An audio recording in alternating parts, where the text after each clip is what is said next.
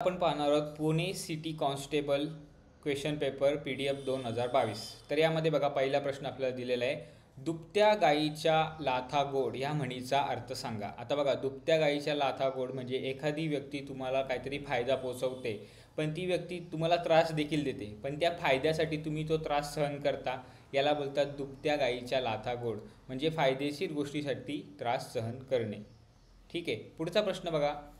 प्रश्न क्रमांक 14, पुढील म्हणीचा अर्थ सांगा. हातात कंगण बांधणे. हातात कंगण बांधणे म्हणजे काहीतरी असं दृढ निश्चय करणे की ही गोष्ट मी करणारच, प्रतिज्ञा करणे. ठीक आहे, म्हणजे जसं अर्जुनाने हातात कंगण बांधला की आता मी दुर्योधनाचा वध करणारच, मग याला बोलतात पिच्छा पुरवणे.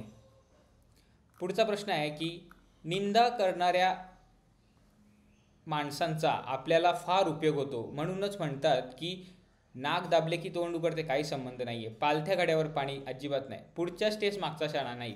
निंदकाचे घर असावे शेजारी, म्हणजे निंदक तुमच्या काय चुका असतात त्या गोष्टींना नेहमी पॉईंट आऊट करतो, मग त्या तुम्ही सुधारता. म्हणजे यालाच बोलतात की निंदा करणाऱ्या माणसाचा आपल्याला फार उपयोग होतो, म्हणून जर निंदकाचं घर शेजारी असेल तर आपल्याला फायदाचे. निंदकाचे घर असावे शेजारी. प्रश्न क्रमांक 16, कोणत्याही गोष्टीचा अतिरेक हा वाईट असतो. या वाक्यातील योग्य म्हण निवडा. आता आपण बोलतो नाही का, अरे बस कर रे, किती जुगार खेळशील, अति तिथे माती. म्हणजे याला बोलतात की कोणत्याही गोष्टीचा अतिरेक हा वाईट असतो. जुगार हा वाईटच आहे. किंवा समजा एखादी व्यक्ती मद्यप्राशन करत असेल, दारू पित असेल, तर प्रमाणात पिलं तर त्या माणसाला काही हानी होणार नाही, परंतु त्याने अति केलं, अति तिथे माती, मग त्याला त्याची किडनी फेल होणार. म्हणजे यालाच बोलतात अति तिथे माती. घर कोंबडा या शब्दाचा विरुद्धार्थी शब्द सांगा. काही मुलं असतात बघा, घरातच बसून राहतात, बाहेर जाणार नाही, क्रीडांगणावर जाणार नाही, कधी खेळ खेळणार नाही, फिरायला जाणार नाही. अशा लोकांना आपण बोलतो अरे काय घर कोंबडा आहे रे हा. याचा विरुद्धार्थी शब्द असा आहे का तो भटकतच असतो, नेहमी सॅटर्डे संडे निघाला का तो चालला बाईक घेऊन कुठेतरी फिरायला. याला बोलतात भटका. म्हणजे घर कोंबड्याचा विरुद्धार्थी आहे भटका.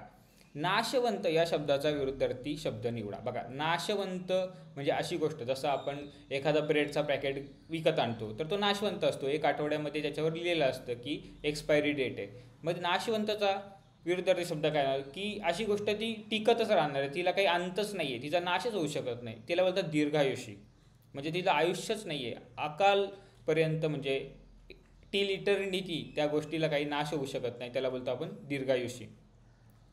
नंतर नैसर्गिक या शब्दाचा विरुद्धार्थी शब्द आपल्याला इथे त्यांनी विचारलेला. आता बघा, नैसर्गिक शब्द म्हणजे काय, नॅचरल. नॅचरलचा विरुद्धार्थी शब्द काय, आर्टिफिशियल, म्हणजे कृत्रिम. एखादी गोष्ट नॅचरल नाही आहे, ती कृत्रिम आहे, मग त्याला नैसर्गिक शब्दाचा विरुद्धार्थी शब्द झाला कृत्रिम.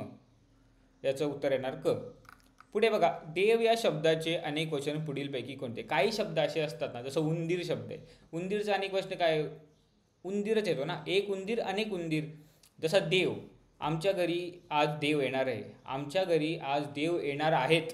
दोन्ही शब्दांमध्ये एक मी देव शब्द एक वचनी म्हणून वापरला, दुसऱ्या वाक्यामध्ये अनेक वचनी म्हणून वापरला, परंतु देवाचं अनेक वचन देवच होतं. मग या प्रश्नाचं उत्तर येणार प्रश्न क्रमांक 20, देव या शब्दाचे अनेक वचन देवचे, ड उत्तर येणार आहे. उंदीर बघा, पुढचा प्रश्न मी तो तुम्हाला सांगितला आधीच की उंदीर या नामाचे अनेक वचन कोणते, उंदरे नाही. आमच्या घरात खूप उंदीर झालेत, आमच्या घरात खूप उंदरे झालेत, नाही नाही. आमच्या घरात उंदरांना नाही, उंदर नाही. अनेक वचन होत नाही, म्हणजे उंदीरचं अनेक वचन उंदीरच राहतं. पुढील शब्दाचे लिंग ओळखा. पुरणपोळी.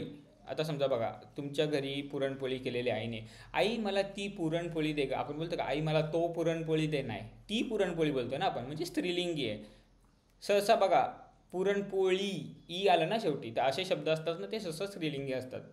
पुढचा प्रश्न क्रमांक 23 आहे, कुंपण आणि शेतखाणे या म्हणीचा अर्थ ओळखा. आता बघा, कुंपण आणि शेतखाणे. कुंपण आपण शेताभोवती का लावतो की आपल्या शेताचं प्रोटेक्शन व्हावं, गायीगुरांनी येऊन आपली जी पिकं आहेत ती खावं नाही. पण जर कुंपणाने शेत खाल्लं, म्हणजे जो रक्षक आहे तोच जर भक्षक झाला तर, म्हणजे यालाच अर्थ असा आहे की रक्षणकर्त्याकडूनच नुकसान होणे. म्हणजे तुम्ही एखाद्या मित्राला पैसे ठेवायला दिले आणि त्या मित्रानेच त्या पैसे कुठेतरी स्टॉक मार्केटमध्ये लॉस केले, मग तुम्ही याला काय बोलणार की अरे माझ्या कुंपणाने शेत खाल्लं, म्हणजे ज्याच्याकडे मी पैसे रक्षण करायला दिले होते त्यांनीच त्याचं नुकसान केलं.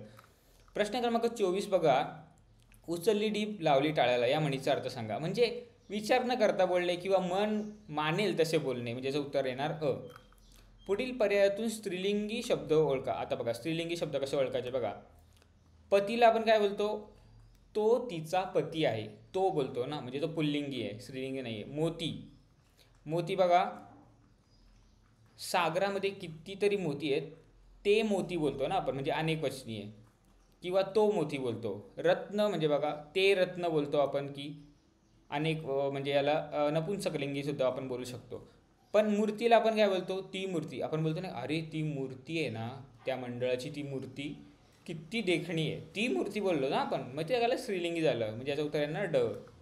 बायको या शब्दाला समानार्थी शब्द कोणता? आता बघा, यामध्ये ना त्यांनी कसं दिलेलं आहे माहिती आहे का, त्यांनी 3 वेगवेगळे शब्द दिले जे स्त्रीला समानार्थी आहेत. म्हणजे बघा, नारी म्हणजे स्त्री, ललना म्हणजे सुद्धा स्त्री, आणि अबला म्हणजे सुद्धा स्त्री. मग उरला काय? दारा. मग दारा आपलं उत्तर नाही, कारण दारा हा समानार्थी शब्द आहे बायकोचा.